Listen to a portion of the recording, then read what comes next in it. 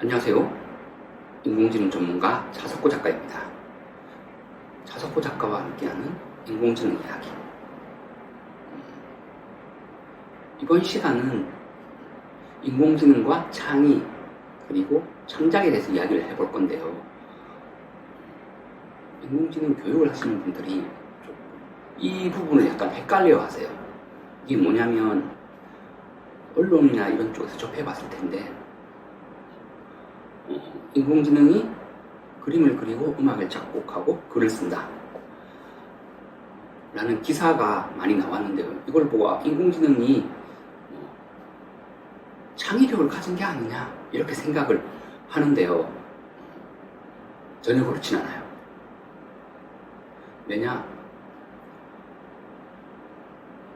이거는 기존에 있던 걸 뺏기는 수준 그 이하도 그 이상도 아니에요. 물론 인간도 어떤 걸 배울 때 처음에는 모방을 해요. 하지만 여기서 한 차원 더 넘어서죠. 모방을 이걸 바탕으로 해서 나만의 것을 내가 재해석해서 나만의 것을 만들잖아요.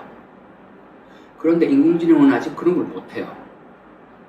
그렇기 때문에 여기저기 짜깁기 해서 만들어요. 그림 같은 경우는 나만의 화풍, 작곡이나 글을 쓴다 그러면 나만의 스타일 이게 안 나와요. 그리고 또 하나 응용을 못해요. 내 것으로 못 만든다는 거죠. 예를 들어 이런 거죠.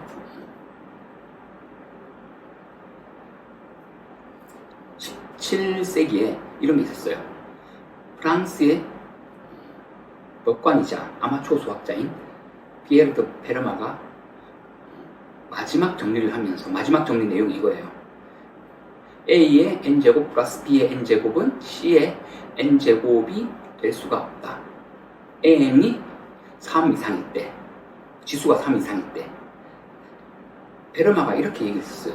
나는 경리적인 방법으로 증명을 했지만 이 책에 여백이 모자라서 자세한 설명은 생략하겠다 라는 말을 했는데요. 저도 이렇게 얘기를 할 수 있겠죠. AI가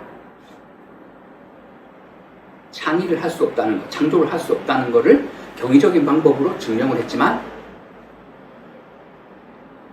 지금 카메라 메모리가 부족한 관계로 자세한 설명은 생략하겠다 라고 제가 할 수 있죠. 이거는 제가 제 해석을 해서 제 언어로 말하는 거잖아요.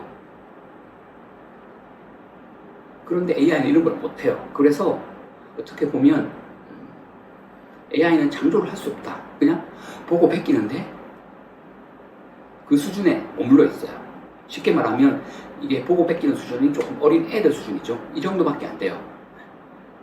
즉 어떤 성인 수준의 능력은 아직 와 있지 않다. 이렇게 좀 설명을 해주셨으면 좋겠어요. 물론 모방은 창조의 어머니예요. 그런데 이걸 그대로 모방하는 게 아니라 모방해서 재해석해가지고 내 것으로 만들어야지 비로소 창조가 되는 거지. 그렇게 안 하면 창조가 안 되는 거예요. 이런 걸로 봤을 때 AI는 창조를 못한다 라고 설명을 해주면 보다 더 이해하기 쉬울 거예요. 그렇지 않고 단순히 AI가 그린 그림, 음악, 글만 보여주면 이거 AI가 창조하는 거 아니냐 생각하겠지만 설명을 해주면 되잖아요. 짜깁기를 하고 보고 뺏겼다. 그리고 인간은 어떻게 한다. 이걸 바탕으로 이렇게 설명을 해주면 보다 쉽게 이해할 수 있게 되는 거죠. 즉 어떤 초중고등학교에서 AI를 가르치시는 선생님들은 이런 방식으로 하면 보다 효율적으로 이 부분에 대해서 설명을 할 수가 있을 것입니다. 오늘 이 강의의 결론은 AI는 보고 베낄 수는 있어도 내 것으로 재해석하고 내 것으로 다시 재창조를 못한다. 즉 모방하는 것을 바탕으로 새로운 것을 만들지 못한다 라고 설명을 하면 되겠습니다. 이번 강의 이것으로 마무리를 하겠습니다.